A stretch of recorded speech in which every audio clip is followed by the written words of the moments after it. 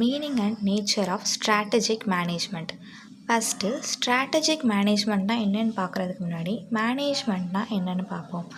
மேனேஜ்மெண்ட்டுங்கிறத எப்படி ரெஃபர் பண்ணுறாங்கன்னா, key group in an organisation in charge of its affairs. அப்படின்னா மேனேஜ்மெண்ட்டுங்கிறது தான் ஒரு என்டிட்டிக்கே வந்து என்னென்னா ஒரு கீ குரூப்னு சொல்கிறாங்க.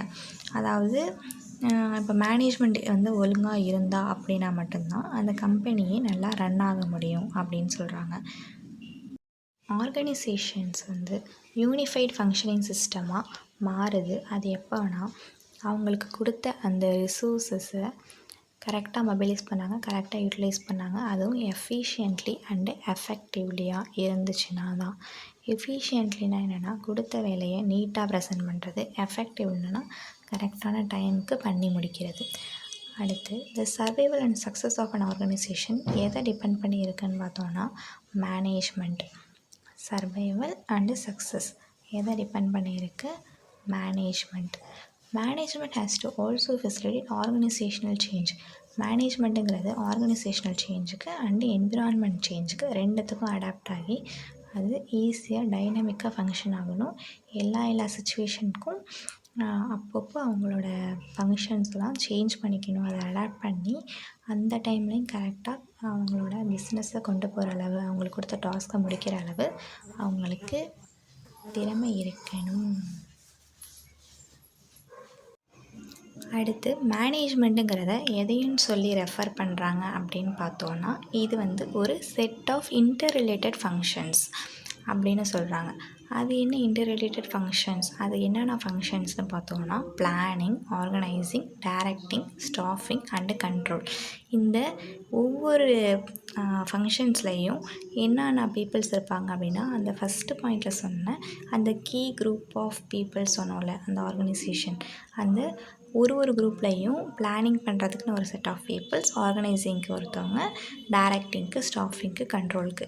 இவங்க எல்லாருமே எதை வந்து டிட்டர்மைன் பண்ணுறதுக்கு, எதை வந்துட்டு அச்சீவ் பண்ணுறதுக்கு இருக்காங்கன்னா மேனேஜ்மெண்ட்டோட அந்த என்டிட்டியோட goals, designs of the organisation, அப்புறம் மொபைலைசேஷன், அக்யூசிஷன் ஆஃப் ரிசோர்ஸஸ் எப்படி அக்யூசிஷன் பண்ணணும், அந்த கொடுத்த டாஸ்க்கை எப்படி அலோகேட் பண்ணணும், இந்தந்த பீப்புள்ஸ்க்கு இந்தந்த டாஸ்க் வந்து கொடுப்போம், அவங்க பர்ஃபெக்டாக முடிச்சிடுவாங்க இந்தந்த டைமுக்குள்ளே அப்படின்னு அதெல்லாம் ஃபங்க்ஷன் பண்ணி வைக்கிறது. இந்த மாதிரி what is planned is achieve பண்ணுறோமா இல்லையா அப்படின்றதுக்காக தான் இந்த மேனேஜ்மெண்ட்டில் இவ்வளோ ஃபங்க்ஷன்ஸ் இருக்குது. மேனேஜ்மெண்ட்டுங்கிறது வந்து என்னென்னா ஒரு influence process to make things happen. மேனேஜ்மெண்ட்டுங்கிறது ஒரு இன்ஃப்ளூயன்ஸ் ப்ராசஸ்னு சொல்கிறாங்க. இன்ஃப்ளூயன்ஸ்னால் ஒருத்தங்கலேருந்து இன்னொருத்தவங்க வந்து அதை வந்து அடாப்ட் பண்ணிக்கிறதுக்கு அப்படின்ற மாதிரி சொல்லுவோம்ல. அப்போ இன்ஃப்ளூயன்ஸுங்கிறது எதை பேக்டு பண்ணி வச்சுருக்கோன்னா power, competence, knowledge and resources.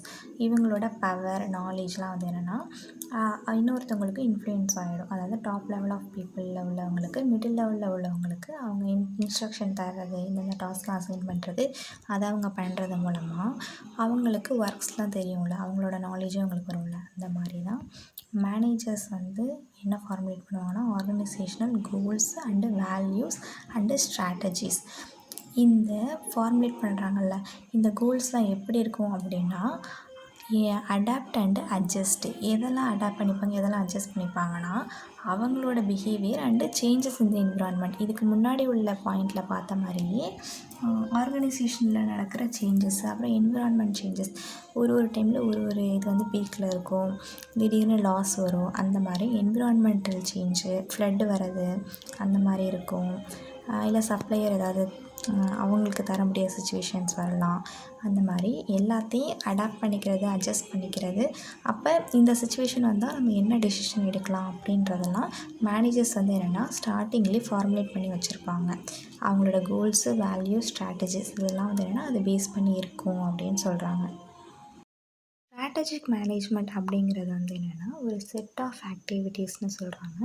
Firm managers வந்து என்னென்னா அவங்களோட ஃபர்மை பெஸ்ட் பாசிபிள் பொசிஷன் இந்த காம்பீட்டன்ட் மார்க்கெட் பிளேஸில் வச்சுக்கிறதுக்காக பண்ணுறது தான் வந்து என்னென்னா ஸ்ட்ராட்டஜிக் மேனேஜ்மெண்ட். ஸ்ட்ராட்டஜிக் மேனேஜ்மெண்ட்டுங்கிறது என்னென்னா ஏதாவது பர்டிகுலர் திங்ஸ்க்கு மட்டும் இல்லாமல் செவரல் டிஸ்டின்க்ட் ஆக்டிவிட்டீஸ்க்கும் வந்து என்னென்னா அந்த மேனேஜ்மெண்ட்டுங்கிறது வச்சுருக்காங்க. அதேமாரி ஃபேர்மோட மிஷனை வந்து என்னென்னா டெவலப் பண்ணுறதுக்கு, ஸ்ட்ராட்டஜிஸ் அனாலிசிஸ் பண்ணுறதுக்கு, அப்புறம் அப்ஜெக்டிவை டெவலப் பண்ணுறதுக்கு, இந்த மாதிரி உள்ள நம்ம நிறையா உள்ள பாயிண்ட்ஸ்லாம் வந்துட்டு போக போக பார்க்கலாம். போக போக உள்ள இதில் வந்து என்னென்னா இதுக்கான மீனிங்ஸோட இதோட நேச்சர்ஸ் ஃபீச்சர்ஸோடு நான் வந்து எக்ஸ்பிளைன் பண்ணுறேன். ஓகே, தேங்க்யூ, பாய் பாய்.